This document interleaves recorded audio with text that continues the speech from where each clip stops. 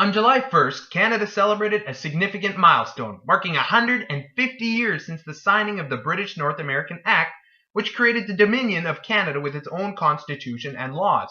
Despite this move toward independence, Canada remained under British rule in 1867. As a part of the British Empire, Canada supported Britain in World War I. It is interesting to note that our troops fought as their own entity rather than joining the Royal Army. Canada made a significant contribution by capturing Vimy Ridge. At the conclusion of World War I, Canada was represented at the Paris Peace Conference and signed the Treaty of Versailles as a dominion under Britain. In 1920, Canada was permitted to join the League of Nations as an independent voting member. In 1922, Turks threatened the British troops, and the call was put forth for Canadian soldiers to defend Britain. Parliament voted not to send our troops. This was the first time Canada did not meet Britain's demands.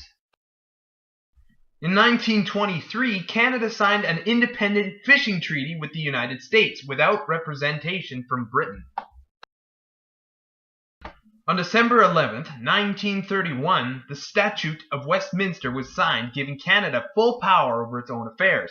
British Parliament would no longer make laws for Canada. Canada had achieved political independence. World War II. 1 week after Britain declares war, Canada pledges its support to Britain. We played a vital role as part of the Allied forces. At the conclusion of the war in 1945, Canada joined the United Nations as an independent voting member. In 1948, a Canadian played a key role in the writing of the Universal Declaration of Human Rights. In 1947, the Canadian Citizenship Act gives all Canadians citizenship. Before that, they were considered British subjects.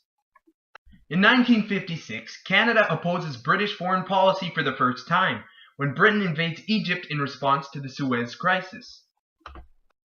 Canada adopts its own national flag in 1965. In 1977, the Governor-General assumes nearly all diplomatic duties from the Queen.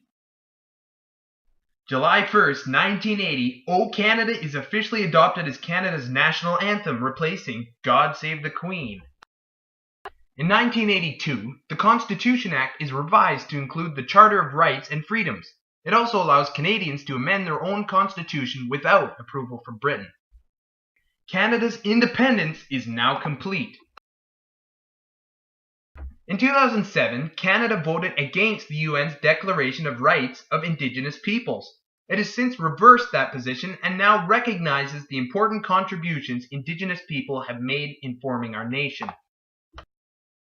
Canada is now an autonomous nation, but we still have a lot of respect for our British roots.